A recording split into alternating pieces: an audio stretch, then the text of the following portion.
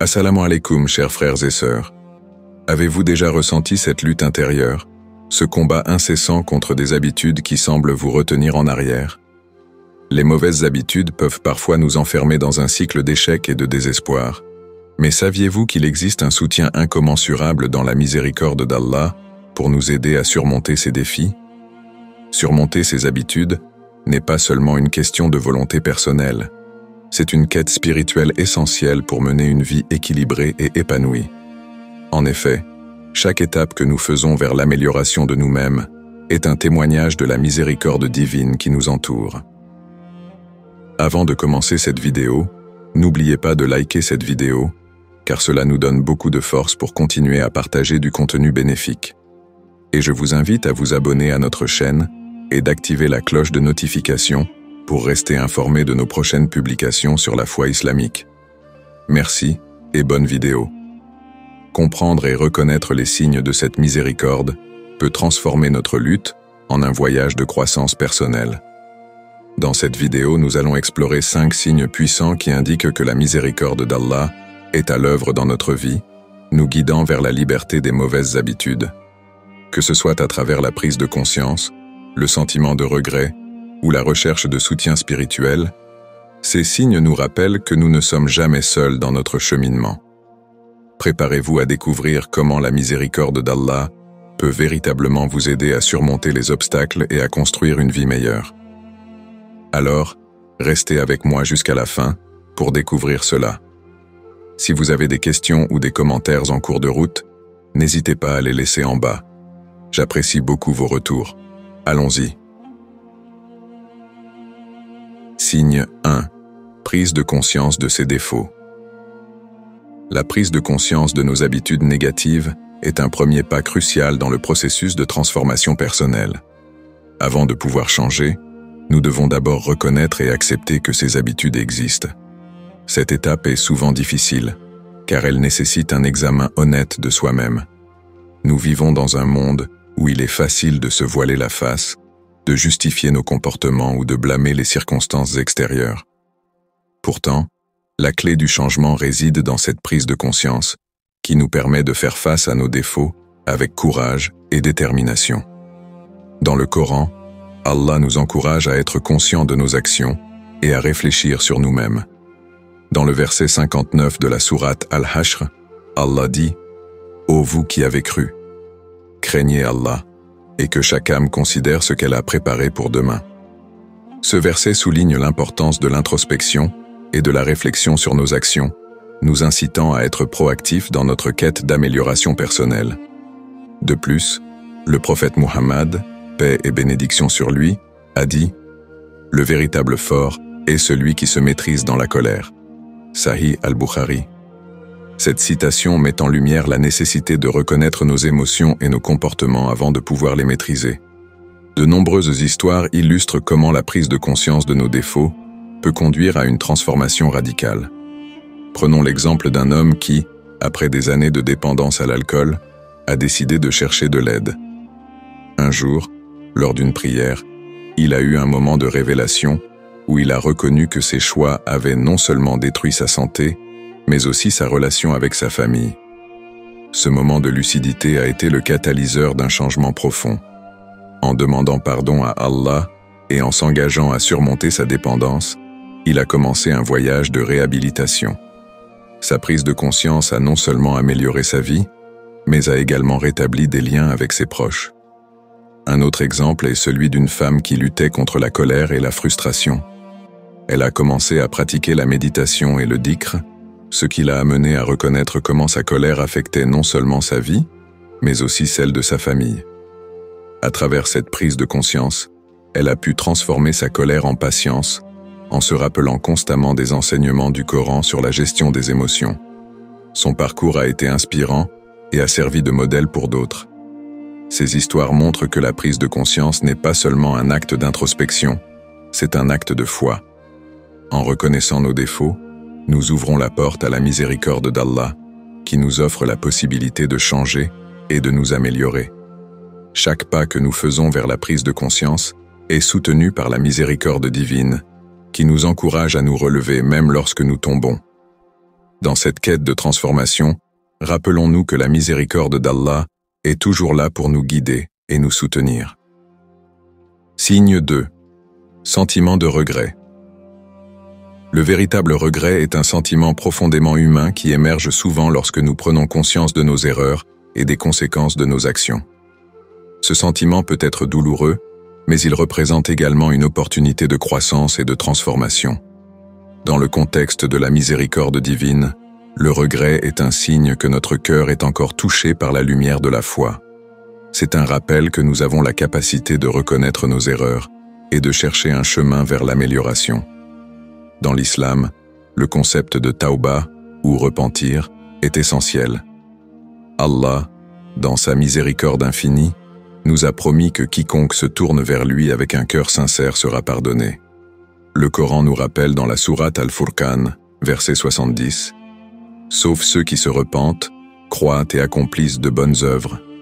Pour eux, Allah remplacera leurs mauvaises actions par de bonnes actions. » Ce verset illustre la générosité d'Allah, qui ne se contente pas de pardonner, mais qui transforme nos fautes en mérite.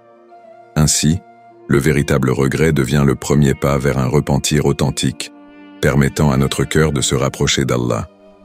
Le sentiment de regret peut agir comme un puissant catalyseur de changement. Prenons le témoignage de Fatima, une jeune femme qui, après des années de désobéissance et d'errance, a ressenti un profond sentiment de regret après avoir négligé ses prières et ses responsabilités. Un soir, alors qu'elle se trouvait seule, elle a pleuré en réalisant l'ampleur de ses erreurs. Ce moment de sincérité l'a poussée à faire sa première prière sincère depuis longtemps, demandant pardon à Allah. Cette expérience l'a profondément touchée et elle a commencé à intégrer la prière dans sa routine quotidienne. Au fil du temps, Fatima a transformé sa vie, s'entourant de personnes positives et s'engageant dans des œuvres caritatives. Son regret initial l'a conduite vers un chemin de repentance et d'amélioration personnelle. Un autre exemple est celui de Malik, qui a lutté contre la malhonnêteté dans ses affaires. Après avoir trompé un client, il a ressenti un profond malaise qui l'a amené à réfléchir à ses valeurs. Ce sentiment de regret l'a poussé à contacter le client pour admettre son erreur et lui rendre ce qui lui était dû. Ce geste, bien qu'angoissant, a ouvert la voie à une relation professionnelle plus honnête et à un sentiment de paix intérieure. Malik a ainsi compris que le regret n'est pas seulement un fardeau, mais aussi une porte vers la rédemption. Ces témoignages montrent que le sentiment de regret, lorsqu'il est accompagné d'un véritable désir de changement, devient un moteur puissant pour la transformation personnelle. Il nous rappelle que nous ne sommes pas seuls dans nos luttes et que la miséricorde d'Allah est toujours accessible à ceux qui se tournent vers lui avec sincérité. Le véritable regret est un signe de vie dans notre cœur, une lumière qui nous guide vers le repentir et vers un avenir meilleur. En embrassant ce sentiment, nous pouvons ouvrir la porte à la miséricorde divine et permettre à notre cœur de se purifier et de se renforcer.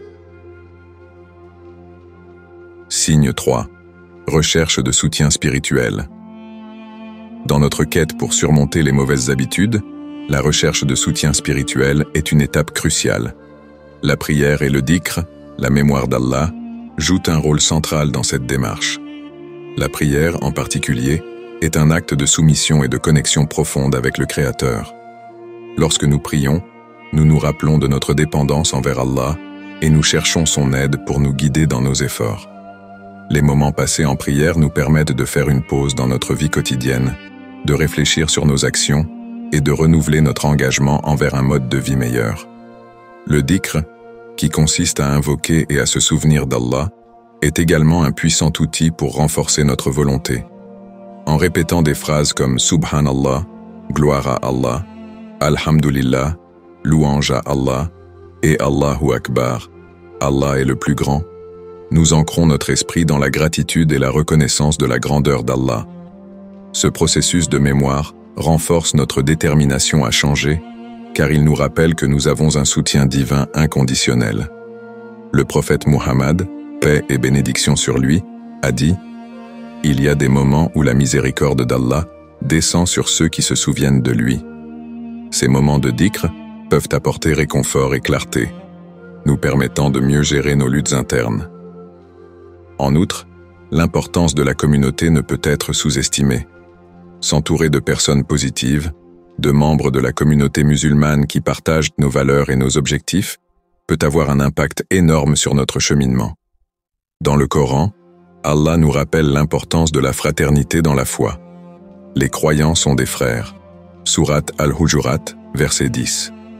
Avoir des compagnons de foi nous aide à rester motivés et nous offre un soutien émotionnel et spirituel lorsque nous faisons face à des défis. Prenons l'exemple de Samira, qui a lutté contre des habitudes de procrastination dans ses études.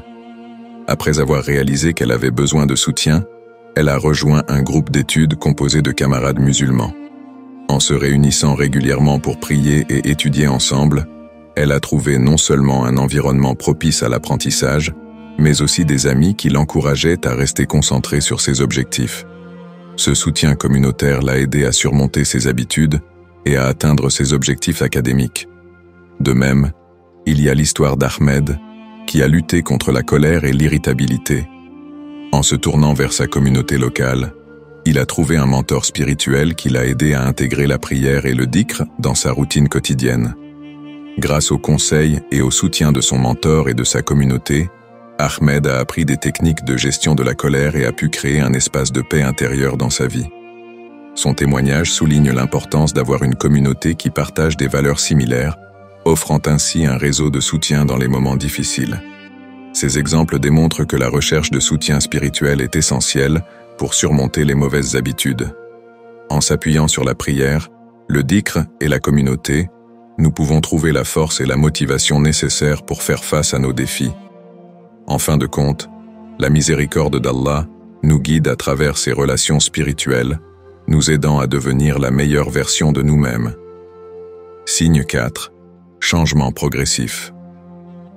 Le changement est souvent perçu comme un processus rapide et radical, mais la réalité est qu'il se manifeste généralement de manière progressive et parfois imperceptible. Ce processus graduel est non seulement naturel, mais aussi essentiel pour ancrer des comportements positifs dans notre vie quotidienne. Les changements dans notre comportement peuvent prendre du temps, car ils nécessitent un engagement continu et une volonté de faire face à nos habitudes enracinées. La clé réside dans la persévérance et la capacité à célébrer même les plus petites victoires sur notre chemin vers l'amélioration personnelle. Dans le contexte de la miséricorde d'Allah, chaque petit pas que nous faisons vers le changement est une manifestation de sa guidance. Cela peut se traduire par des changements dans notre routine quotidienne, notre façon de penser ou nos interactions avec les autres. Par exemple, une personne qui commence à prier régulièrement peut d'abord trouver cela difficile. Cependant, au fil du temps, elle peut constater une transformation de sa spiritualité et de son état d'esprit, devenant plus patiente, compatissante et reconnaissante. Ces changements ne se produisent pas du jour au lendemain, mais à travers une série de petits ajustements. L'histoire de Rachid est un exemple inspirant de changement progressif. Pendant des années, il a lutté contre l'addiction au tabac. Au début, il a essayé plusieurs fois d'arrêter sans succès, ce qui l'a laissé découragé. Cependant, un jour, après avoir entendu un sermon sur la force de la foi et le pouvoir de la miséricorde d'Allah, il a décidé de faire un petit pas, réduire le nombre de cigarettes qu'il fumait chaque jour. Ce changement progressif l'a aidé à prendre confiance en lui. Chaque semaine, il a réussi à réduire un peu plus, jusqu'à ce qu'il atteigne finalement son objectif d'arrêter complètement. Rachid a appris que le changement n'était pas un sprint, mais un marathon, et sa foi en Allah lui a donné la force de continuer. Un autre exemple est celui de Leïla, qui souhaitait améliorer son comportement envers sa famille, souvent marqué par des éclats de colère. Elle a commencé par identifier les déclencheurs de sa colère et a décidé d'appliquer une méthode simple, respirer profondément avant de réagir. Au début, cela lui semblait une tâche difficile, mais avec le temps, elle a appris à mettre cette technique en pratique. Graduellement, elle a commencé à se sentir plus sereine et moins encline à s'emporter. Son changement a non seulement amélioré sa relation avec sa famille, mais a également renforcé sa confiance en elle. Leïla a compris que la patience, sabr, est cruciale dans le processus de changement. La patience ou sabr est une vertu centrale dans l'islam et elle joue un rôle fondamental dans notre cheminement vers l'amélioration.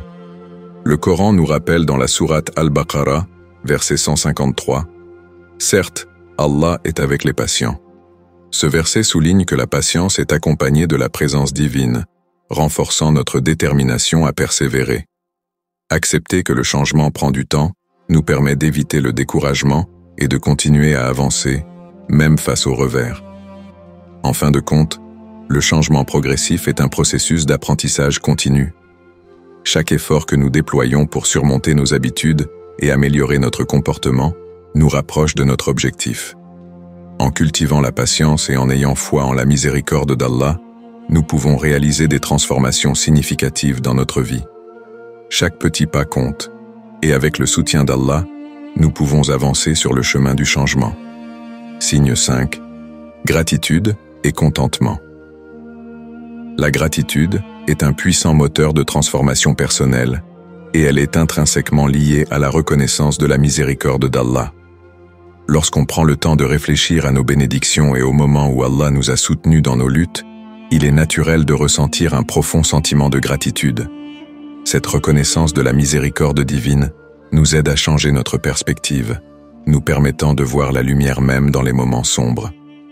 En reconnaissant ce que nous avons reçu, nous cultivons un état d'esprit positif qui peut nous soutenir dans notre quête de surmonter les mauvaises habitudes.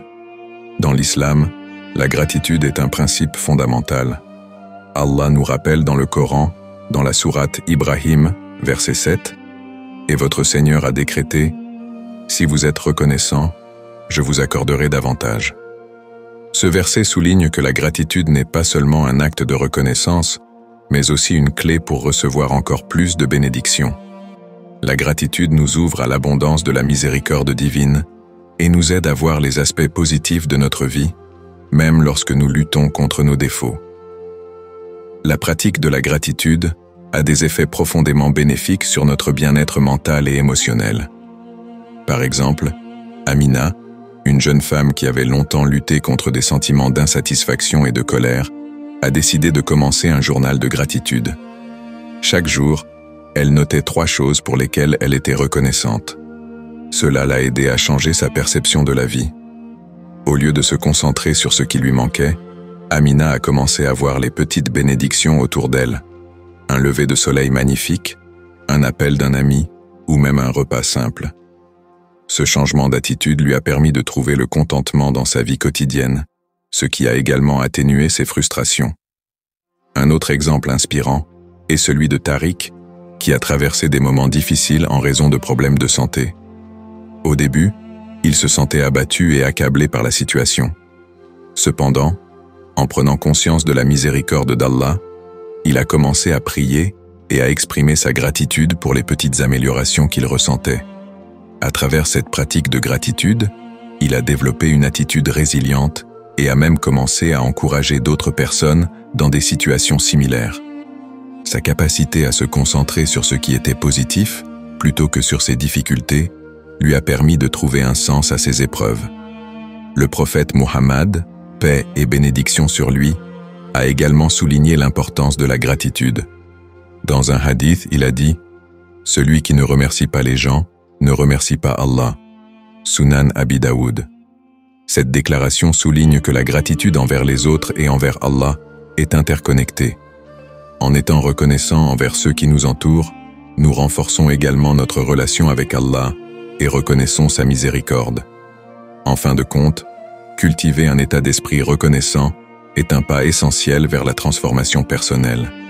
Cela nous aide à surmonter nos habitudes néfastes et à embrasser la miséricorde d'Allah dans notre vie. La gratitude et le contentement nous rappellent que, malgré nos luttes, nous avons la capacité de voir la beauté et les bénédictions qui nous entourent. En mettant l'accent sur ce qui est positif, nous pouvons transformer notre vie, non seulement en surmontant nos défauts, mais aussi en élevant notre esprit vers des niveaux de paix et de bonheur plus élevés. En conclusion, nous avons exploré 5 signes puissants de la miséricorde d'Allah qui nous aident à surmonter nos mauvaises habitudes. Tout d'abord, la prise de conscience de nos défauts nous ouvre la voie vers le changement. Ensuite, le sentiment de regret nous rappelle l'importance du repentir et de la compassion divine. Nous avons également vu comment la recherche de soutien spirituel à travers la prière et la communauté renforce notre volonté de transformation. Le changement progressif nous enseigne que chaque petit pas compte et que la patience est essentielle dans ce processus. Enfin, la gratitude et le contentement nous permettent de reconnaître les bénédictions d'Allah, même dans nos luttes. Je vous encourage maintenant à réfléchir sur votre propre vie et à identifier les signes de la miséricorde d'Allah qui vous entourent. Posez-vous la question: quelles bénédictions et soutiens avez-vous reçus qui vous aident à surmonter vos défis? Prenez un moment pour vous tourner vers Allah et lui demander de vous guider dans votre quête d'amélioration personnelle. Il est toujours là pour vous écouter et vous soutenir. Que ce soit par la prière, le dhikr ou le dialogue avec des personnes de votre communauté, n'hésitez pas à chercher cette aide divine. Ensemble, nous pouvons surmonter nos mauvaises habitudes et grandir dans notre foi, avec la miséricorde d'Allah à nos côtés.